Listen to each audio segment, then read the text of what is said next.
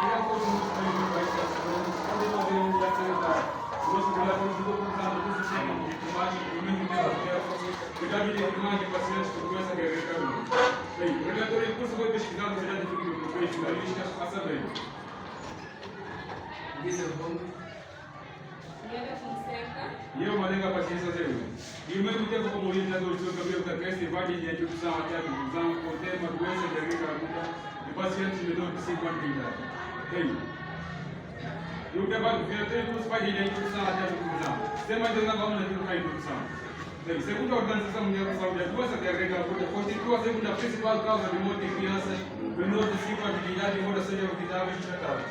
E também estão entre as principais causas de mortalidade infantil nas mesmas crianças em crianças menores de 1 ano de idade.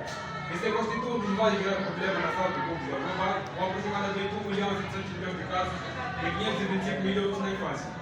Caso clínico, trata-se de um paciente de 12 anos de idade, de gênero masculino, de nacionalidade angolana, natural de São Limo, residente do bairro Terra Nova e mesmo foi admitido no Hospital Pediátrico da Zona Sul no dia 25 de março de 2025, acompanhando a sua progenitora.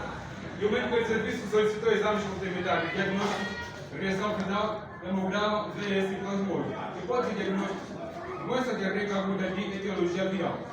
Terapeuticamente, repouso de 6 a 6 horas, acesso venoso perfeito, soro fisiológico 0,9 aplicou 700 ml intravenoso, cuidado de mancha, cefexona 1 grama por 10 ml, aplicou-se na via intravenosa de 12 horas. Dipirona 2,5 mg e aplicou-se 0,5 ml intramuscular. Sulfato de zinco via oral, multivitamina via oral e ácido fólico via oral. Ou seja, bem, a Organização Mundial de Saúde define a doença diarreica aguda como uma passagem de fezes amolecida ou líquida em uma frequência de mínimo 13 evacuações ao dia com duração inferior a 14 dias. A etiologia. A etiologia da doença diarreica aguda está relacionada com agentes infecciosos como vírus, bactérias e parasitas, ou agentes não infecciosos como intolerância de sacários, proteína e uso de drogas e outras condições que menos frequentemente podem iniciar o quadro com diarreia. Fisiopatologia. Segundo o PIT 2007, afirma que a diarreia pode ocorrer se houver um aumento do volume de água que entra no colon ultrapassando 6 litros. E se a quantidade de água chega ao colon, se apresentar substâncias ou doença associada a queijo, lesão da mucosa ou por perturbação occipitais, podendo limitar a absorção de água. E se a quantidade de água chega ao colon apresentar substâncias que possam aumentar a secreção de água e eletrolitos e que impeçam o colon de compensar o meio excesso de água. Classificação.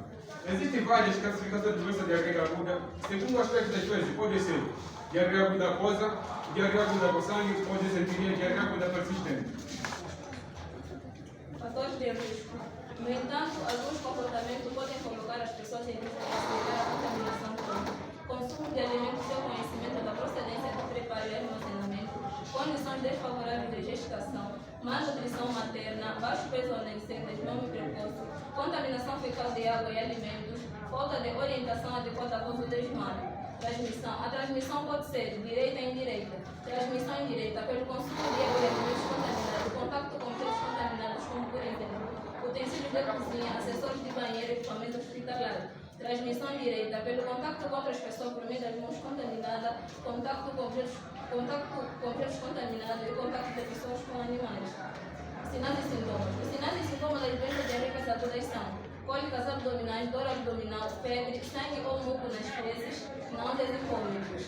Prevenção. Para se prevenir das doenças diarreicas agudas é preciso melhoria da qualidade da água, destino adequado de lixos e resíduos, controle alimentar, higiene pessoal e alimentar.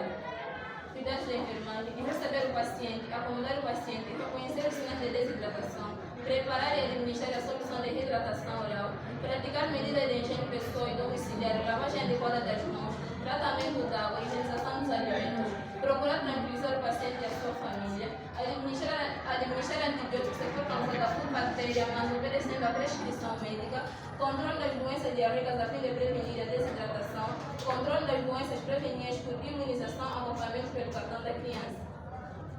Apresentação das tabelas do nosso trabalho, na qual constitui esta tabela. A primeira tabela fala da idade, a segunda tabela fala da idade, a terceira tabela fala de gênero. A primeira tabela da idade, a idade que registrou mais casos é de 0 a 1 ano, com 32 casos que correspondem a 52.